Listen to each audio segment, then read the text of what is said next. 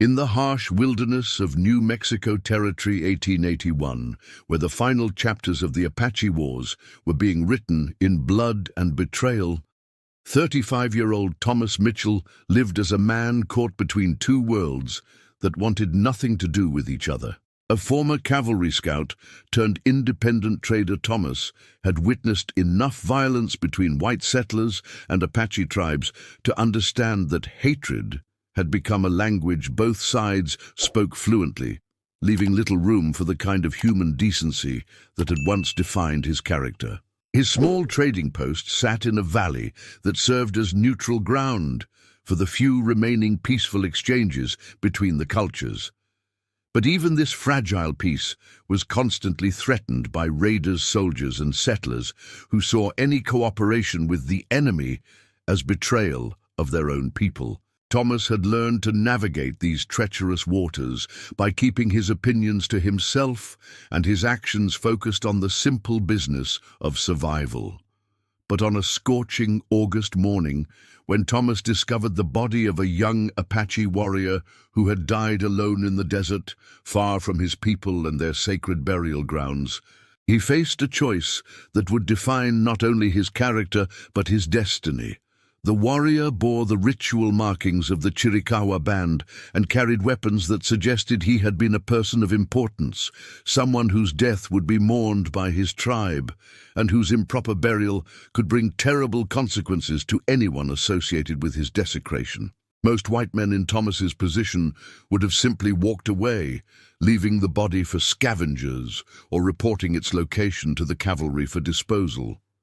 But Thomas Mitchell had spent enough time among different Apache bands to understand that death was sacred to them, and that a warrior left unburied was a soul condemned to wander between worlds, bringing sorrow to his family and dishonor to anyone who could have helped but chose not to.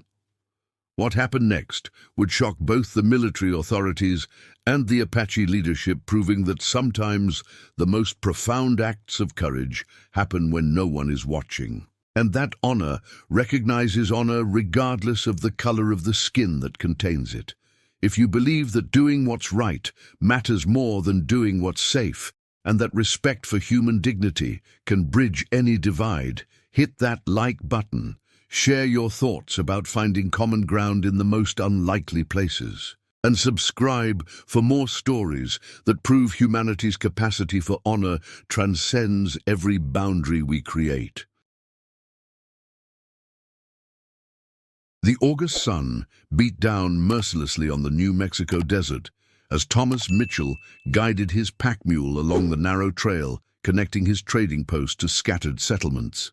The landscape was unforgiving, red rock formations jutting from sandy soil, sparse vegetation clinging to life in brutal heat, and silence broken only by the occasional cry of a circling hawk. Thomas had been making this supply run to Santa Fe for 3 years, ever since establishing his trading post in the valley the Apaches called Lugar de Paz, the place of peace. It was one of the few remaining locations where Apache bands could meet with white traders without fear of immediate violence, though that neutrality grew more fragile each month. At 35, Thomas bore the weathered appearance of a man who had spent most of his adult life in harsh conditions, but his pale blue eyes still held the intelligence and compassion that had made him an effective cavalry scout. He had left military service not from cowardice, but from exhaustion, with endless violence that accomplished nothing except creating more widows and orphans. As Thomas crested a low ridge overlooking a dried creek bed, he saw something that brought his mule to an immediate halt. Below him, partially hidden by desert willow trees, lay the unmistakable form of a human body. Even from this distance, Thomas could tell the person had been dead for some time. Every instinct told him to turn around and continue his journey. Dead bodies in the desert usually meant trouble, but something about the way the body was positioned, arms folded across the chest in deliberate pose, rather than random sprawl of sudden death, made him dismount and approach. The dead man was Apache, probably no more than 25, with the lean build and ritual scarification that marked him as a warrior of standing. His long black hair was decorated with eagle feathers arranged in a significant pattern, and his weapons, a rifle, beautifully crafted knife, and war club decorated with silver bands, indicated someone of considerable importance. Thomas knelt beside the body, searching for signs of what had caused death. There were no obvious wounds, no indication of violence. The warrior's position and careful arrangement of possessions suggested he had prepared himself for death, possibly from illness or injury. But what struck Thomas most was the location. They were at least 50 miles from the nearest known Apache encampment, in territory offering no strategic value. This man had come here deliberately, perhaps seeking a place to die with dignity away from his people. Thomas stood slowly, understanding the implications. Protocol dictated reporting the body to the nearest cavalry outpost, where it would be disposed of according to military efficiency. But Thomas had spent enough time among tribal groups to understand that improper burial of a warrior could bring consequences extending far beyond the individual involved. The Apache believed that a soul improperly sent to the afterlife would wander as a restless spirit, bringing misfortune to the living and dishonor to anyone who could have prevented such fate. More practically, if this warrior's family discovered his body had been left for scavengers, their anger could spill over into violence against any white settlers they could find. Thomas looked around the desolate landscape, calculating daylight remaining. He was at least a day's travel from his trading post, completely alone in territory where Apache war parties still moved with relative freedom. Burying the warrior would require hours of backbreaking work in desert heat, and would involve him in Apache religious practices most white men considered dangerous. But as Thomas looked down at the dead warrior's face, he saw not an enemy, but a young man, who had died far from home and family, whose final rest depended on the decency of a stranger who owed him nothing. "Well, son," Thomas said quietly, addressing the dead warrior, "I don't know your name or your story, but I know you deserve better than being left for the vultures." Thomas spent the rest of the afternoon preparing a burial that honored Apache traditions as much as his limited knowledge allowed. He selected a spot on high ground with clear view of surrounding desert, the kind of location that seemed significant in Apache burial practices he had observed. Using tools from his pack, he dug a grave deeper and more carefully constructed than military efficiency would have required.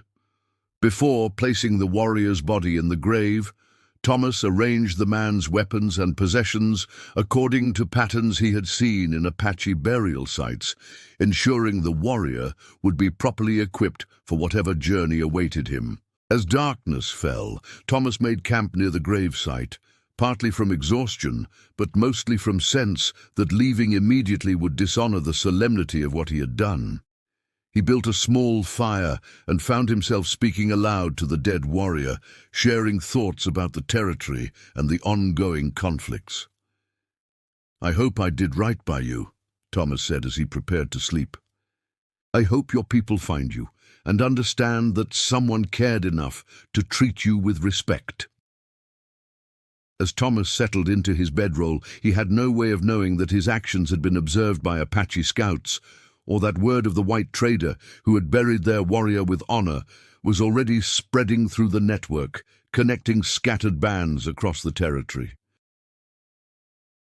Thomas returned to his trading post 2 days later, his mind still occupied by thoughts of the warrior he had buried. The small cluster of adobe buildings seemed almost luxurious after nights sleeping on hard ground, but he found it difficult to settle back into normal routines. On his first morning back, Thomas heard approaching horses. Through his window, he could see a small group of Apache riders approaching at a careful pace, suggesting peaceful intentions. Thomas recognized the lead rider as Standing Bear, an older warrior who had traded with him several times and served as unofficial ambassador between his band and the few white traders they trusted. Thomas stepped outside to greet his visitors, noting that Standing Bear was accompanied by two younger warriors who remained mounted while the older man dismounted. "Mitchell," Standing Bear said in English, his pronunciation careful but clear. "We must speak." "Of course," Thomas replied, gesturing toward the shaded area where he typically conducted business. "What can I do for you?" Standing Bear studied Thomas's face for a long moment before speaking. "3 days past, you buried warrior in the desert, young warrior of the Chiricahua band." Thomas felt his breath catch as he realized his actions had not gone unnoticed. "I found him dead by the creek bed. It seemed like the right thing to do." "You knew this warrior?" Standing Bear asked. "No," Thomas replied honestly. "I'd never seen him before, but he looked like he'd been someone important, and leaving him for scavengers didn't seem right." Standing Bear nodded slowly. "This warrior was called Running Elk, son of Chief Grey Wolf of the Chiricahua band, promised to be great leader of his people." Thomas felt a chill as he realized the magnitude of what he had stumbled into. Running Elk hadn't just been any warrior, he had been the son of one of the most powerful Apache chiefs in the territory, a young man whose improper burial could have provoked widespread retaliation. "I didn't know who he was," Thomas said quietly. "I just knew he deserved to be treated with respect." "You buried him according to Apache ways," Standing Bear continued, "with his weapons facing sacred directions, on high ground where his spirit could see the land of his people. Why did you do this?" Thomas considered his answer carefully. "Because death is sacred. I've seen enough killing to know that how we treat the dead says something about who we are as living people. That young man died far from his family, but he didn't have to be forgotten or dishonored." Standing Bear was quiet for several minutes. Finally, he spoke again, his voice carrying weight of someone delivering a carefully considered message. "Chief Grey Wolf sends word," Standing Bear said. "The white trader who honored his son will be honored in return. You have shown respect for Apache ways when you had no reason, except goodness of your heart. This creates obligation." "I don't expect anything in return," Thomas said quickly. "I did what I thought was right." "This is why the obligation exists," Standing Bear replied. "You acted with honor when no one was watching. Grey Wolf says this makes you different from other white men. This makes you deserving of protection." Before Thomas could ask what kind of protection, Standing Bear continued with urgent tone. "3 days hence, soldiers will come. Captain Morrison brings many men to destroy Apache camps and all who help Apache people. He knows about your trading post. He comes to arrest you as traitor." Thomas felt his blood run cold. Captain Morrison was known throughout the territory as a man who saw Apache conflict in simple terms. You were either fighting Indians or helping Indians, and helping Indians was treason. "How do you know this?" Thomas asked. "Apache scouts see everything," Standing Bear replied with what might have been a slight smile. "Soldiers think they move in secret, but desert has eyes and ears." Thomas realized he was being warned about military action that could destroy everything he had built, but more than that, he was being told that his act of burying Running Elk had earned him protection from people who had every reason to consider him an enemy. "What kind of protection?" Thomas asked. Standing Bear remounted and looked down at Thomas. "The kind that keeps good men alive when bad men come calling. Stay close to your home, Mitchell. Do not travel far for the next few days. Trust in the honor of Apache people, as we have learned to trust in yours." As the 3 Apache riders disappeared into the desert, Thomas found himself alone, with knowledge that his simple act of decency had placed him at the center of forces much larger than himself. In 3 days, he would discover just how far Apache gratitude could extend. 2 days after Standing Bear's warning, Thomas woke before dawn to the sound of many horses moving with military discipline. From his window, he could see dust clouds rising in the distance, and he knew Captain Morrison's expedition had arrived exactly as predicted. The cavalry column that emerged from dawn haze was larger than expected. At least 30 soldiers, armed for serious combat. Captain Morrison rode at the head, his uniform crisp despite desert travel, his face showing hard determination of a man who had made peace with using violence to solve problems. Morrison called a halt 20 yards from the trading post and dismounted, approaching Thomas with measured pace of someone delivering an official ultimatum. "Thomas Mitchell," Morrison said without preamble, "by order of the territorial commander, you are under arrest for trading with hostile Indians and providing material support to enemies of the United States." Thomas had expected this moment, but hearing the formal charges still sent adrenaline through his system. "Captain Morrison, I've never traded with hostile Indians. Every Apache who comes to my post comes in peace. Ammunition, weapons, supplies that can be used to kill American soldiers," Morrison replied coldly. "That makes you a traitor, Mitchell, and traitors hang." Before Thomas could respond, one of Morrison's scouts called out from the perimeter, his voice carrying alarm. "Captain, you need to see this!" Morrison turned toward the scout, irritation clear at the interruption. "What is it, Sergeant?" "Sir, we've got Indians. A lot of Indians. And they're not attacking, they're just there." Thomas felt his heart racing as he realized Standing Bear's promise of protection was about to be tested. He followed Morrison and several soldiers to the edge of the cleared area, where they could get a clear view of the surrounding desert. What Thomas saw took his breath away. Apache warriors were positioned on every ridge, behind every large rock formation, in every defensible position surrounding the trading post. They weren't hiding, they were clearly visible, allowing the soldiers to see exactly how outnumbered Morrison's column had become. Thomas could count at least 100 warriors in sight, and suspected many more were positioned where they couldn't be seen. "Jesus Christ," one soldier whispered, his voice carrying fear of a man who suddenly realized he was completely surrounded. Morrison pulled out field glasses and began scanning positions where Apache warriors waited with patient stillness of experienced fighters. As he counted enemy forces, his face grew progressively paler. "There must be 300 of them," Morrison said finally. "Maybe more. How the hell did they know we were coming?" Standing Bear appeared as if materializing from the desert itself, walking slowly toward the group of soldiers, with hands visible and empty, showing no fear, despite being outnumbered 30-1. "Captain Morrison," Standing Bear said in carefully pronounced English, "you have come to arrest the white trader who shows honor to Apache people. This cannot be allowed." Morrison's hand moved instinctively toward his sidearm, but Standing Bear made no threatening moves. Mitchell buried son of Chief Grey Wolf with proper ceremony when he had no obligation to do so. This creates debt of honor that must be repaid. Apache warriors guard this place now. You cannot take Mitchell. "This is United States territory," Morrison replied, though his voice lacked the authority it had carried minutes earlier. "This man is under arrest by order of the territorial government. And this man is under protection by order of the Apache Nation," Standing Bear replied calmly. 500 warriors watch this place. More come if needed.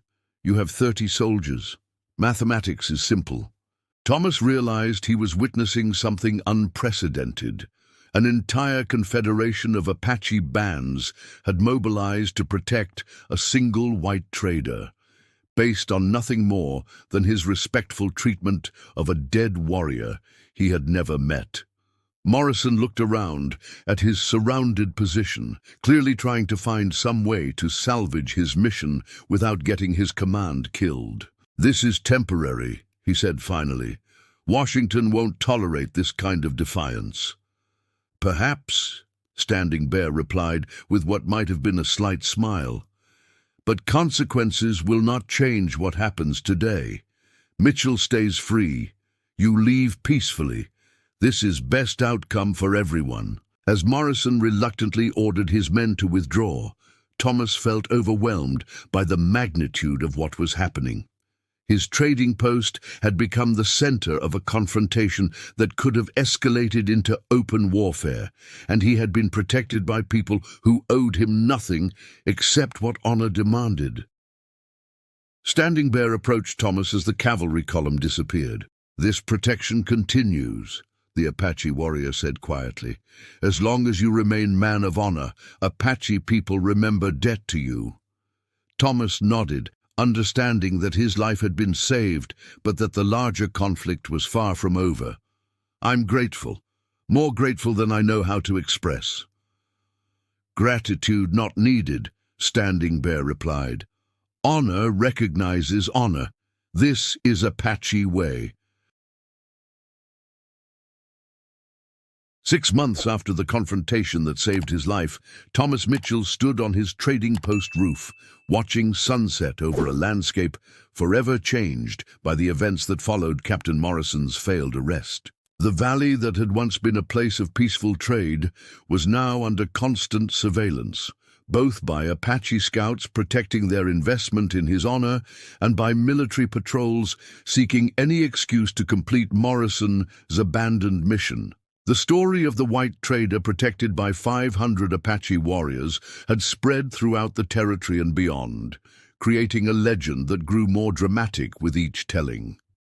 Newspapers in Santa Fe and Denver had published accounts of the standoff, some portraying Thomas as a hero who had found common ground with hostile Indians, others condemning him as a traitor who had sold out his own people. The trading post had evolved into something resembling a fortified embassy between two worlds at war. Apache families still came to trade, but now they approached with caution of people under constant observation.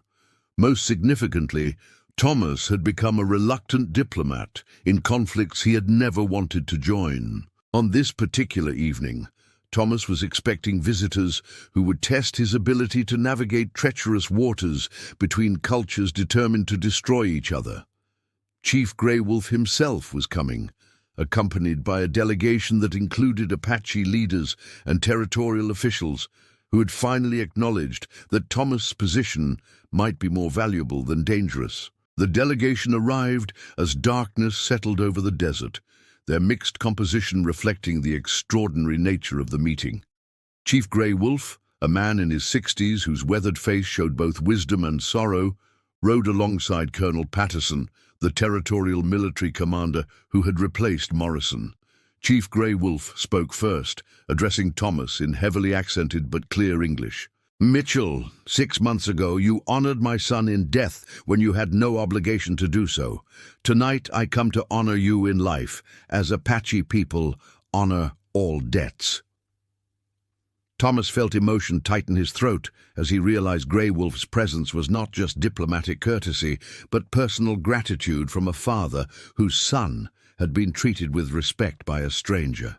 "Chief Grey Wolf," Thomas replied carefully, "I did what seemed right at the time. I had no idea it would lead to all of this."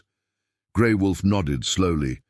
"This is why your action had power. You acted from heart, not from calculation. Apache people recognize this difference." Colonel Patterson stepped forward, clearly uncomfortable with ceremonial aspects, but recognizing their necessity.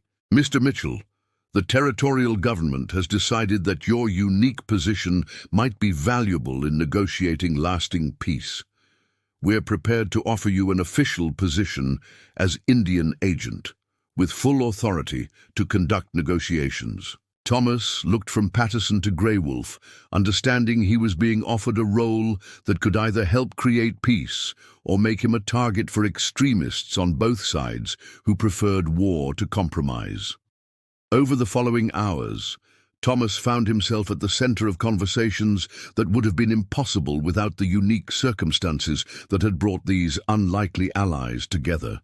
Apache leaders spoke openly about their fears and needs, while territorial officials acknowledged mistakes they would never have admitted in formal negotiations. But the most significant moment came when Grey Wolf presented Thomas with a gift that left everyone speechless. It was Running Elk's war club, the same weapon Thomas had carefully placed in the young warrior's grave 6 months earlier. "My son's spirit spoke to me in dream," Grey Wolf explained, his voice thick with emotion. "He said the white trader who honored him in death should carry symbol of that honor in life. This weapon protected my son in battle. Now it protects you, and through you it protects hope for peace between our peoples." Thomas accepted the war club with trembling hands, understanding he was receiving not just a weapon, but a sacred trust that connected him permanently to Apache culture and expectations for his future behavior. As the meeting concluded, Thomas realized his life had been fundamentally altered by a simple decision to treat a dead stranger with dignity. He was no longer just a trader. He had become a bridge between worlds, a symbol of what might be possible when honor transcended hatred. The Apache warriors who had protected him were still there, still watching, still ready to defend the man who had proven that white people could act with honor toward their enemies. But now they were protecting not just Thomas Mitchell the individual, but Thomas Mitchell the peacemaker, whose unique position might help create the future both peoples desperately needed. Standing on his porch as the last visitors disappeared into desert darkness, Thomas looked up at stars that shone over Apache and white communities alike, wondering if the respect for a dead warrior that had saved his life might eventually help save the lives of countless others who deserved better than endless war. The war club in his hands felt heavy with responsibility, but also with hope. Hope that honor could indeed recognize honor across any divide, and that sometimes the most profound changes begin with the smallest acts of human decency performed when nobody is watching. This incredible story proves that honor transcends every boundary we create, and that sometimes the most powerful acts happen when nobody is watching. Drop a comment below about a time when you showed respect to someone who couldn't repay you, or when someone's simple act of decency changed your entire perspective. Hit that like button if this reminded you that doing what's right matters more than doing what's safe, and that respect for human dignity can bridge any divide. Subscribe for more amazing stories that show how ordinary people become legends when they choose honor over convenience, compassion over fear. Share this with someone who needs to remember that their character is defined not by how they treat their friends, but by how they treat those who can do nothing for them. True honor always finds a way to return.